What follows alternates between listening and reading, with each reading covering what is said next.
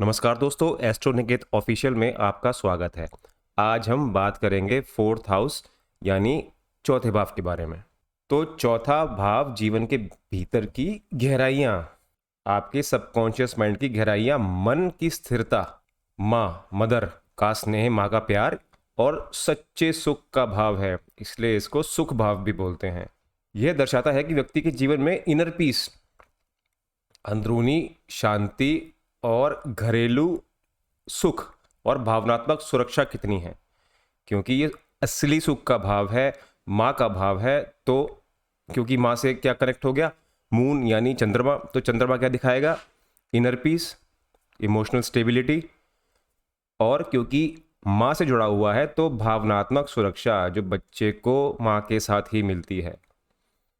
तो ये जातक की जड़ें मजबूती का कारक होता है। ये घर, यहाँ से जातक की जड़ें देखी जाती हैं, जो कि हमारे क्या हैं, संस्कार जो हमें बचपन में मिलते हैं, हमें अपने माँ के साथ, हमें अपने घर में।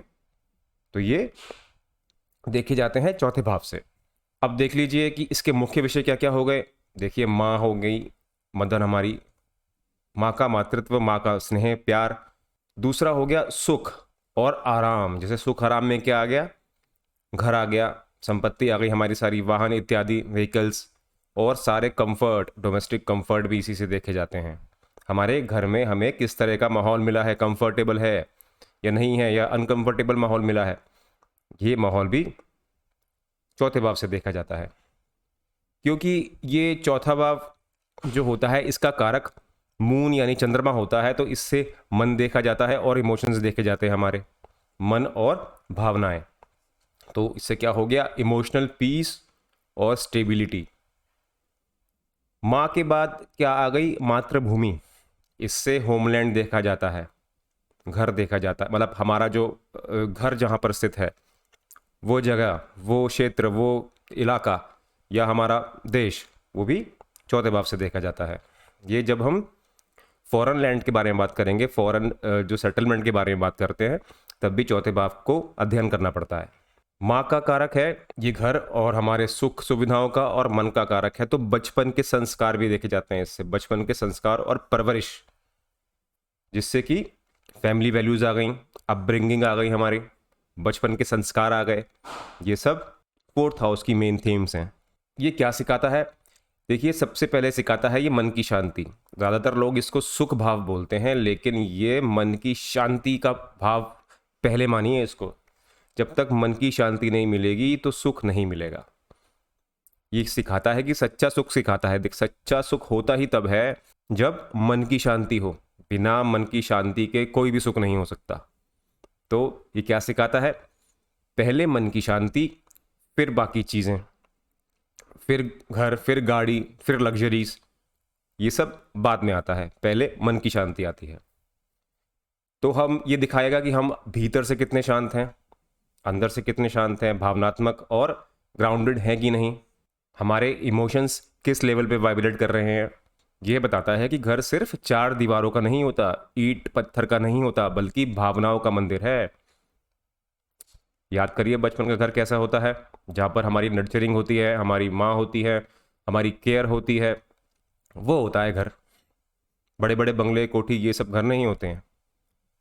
तो यदि चौथा भाव मजबूत हो तो व्यक्ति को माँ का आशीर्वाद प्राप्त होगा और फिर स्थायी सुख मिलेगा, यानी परमानेंट सुख मिलता है इससे। इस भाव से परमानेंट सुख देखा जाता है आपका, जो कि मन की शांति के बाद ही आ सकता है। शारीरिक अंग देख लीजिए, देखिए ये पूरा पार्ट होता है चौथे भाव से, छाती पूरा। तो छाती, ये पूरा पार्ट छाती का, ये पूरा पार्ट फोर्थ हाउस से देखा जाता है। तो इसमें हृदय आ गया आपका, हार्ट आ गया, और फेफड़े आ गए, लंग्स आ गए, जहाँ से आप सांस लेते हैं, और स्तन आ गए स्त्रियों में, ब्रेस्ट, जहाँ से हार्मोनल इश्यूज भी देखे जाते हैं। और भावनात्मक पक्ष में क्या आ गई, चिंता, अटैचमेंट और इमोशनल बैलेंस या इम्बैलेंस, ये संभावित रोग हो सकते हैं। तो छाती के रोग क्या क्या हो सकते हैं इससे, लंग्स की, श्वास की समस्या, सांस लेने में दिक्कत, एस्थमा इत्यादि, कंजेशन, एलर्जीज, लंग्स की एलर्जी जो होती हैं, हृदय से एंजाइटी भी देखी जाती है, क्योंकि हार्ट पाल्पिटेशन, जब हमें एंजाइटी होती है तो हमारा हार्ट तेज़ी से धड़कता है, तो वो देखा जाएगा। हार्ट के बाकी इश्यूज भी इससे देखे जाएंगे। फेफड़ों में वही सांस लेने की तकलीफ। स्तन में मैंने बता दिया कि हार्मोनल इश्यूज। अब संबंध कौन से देखे जाते हैं?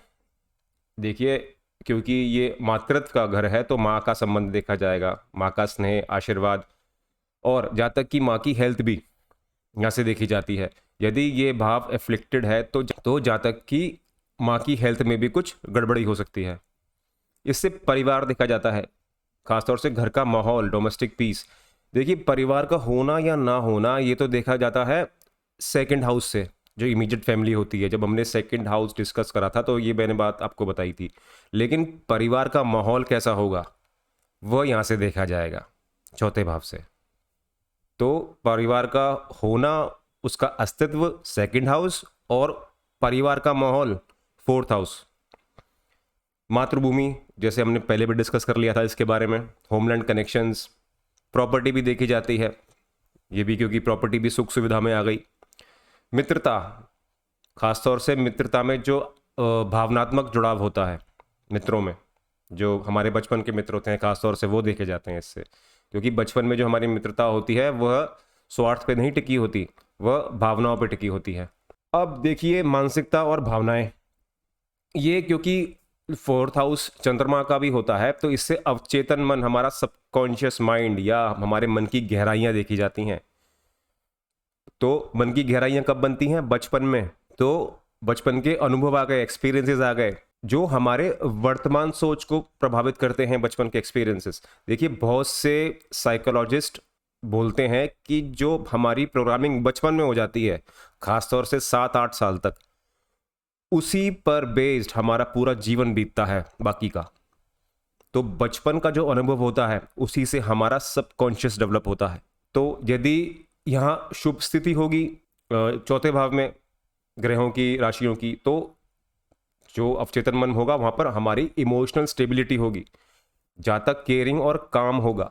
वहीं यदि इसका उलट हुआ तो चिंताग्रस्त हो जाएगा, क्योंकि सबकॉन्शियस माइंड में अच्छी चीज़ें नहीं भरी गई थी बचपन में, तो चिंताग्रस्त हो जाएगा, एंग्जाइटी हो जाएगी, डिप्रेशन हो जाएगा, उसको नॉस्टैल्जिक होगा, पीछे की बातें याद करेगा, कुछ बुरे एक्सपीरियंसेस याद करता रहेगा, या बहुत ज़्यादा इमोशनली डिपेंडेंट हो जाएगा, खासतौर से अपने घर से, घर वालों से, अपनी माँ से, उनके बिना नहीं रह पाएगा। कभी कभी ऐसा व्यक्ति देखा गया है कि वो घर से बाहर भी नहीं जा पाता है, वो हमेशा उसी घर में रह जाता है जहाँ वो पैदा हुआ था।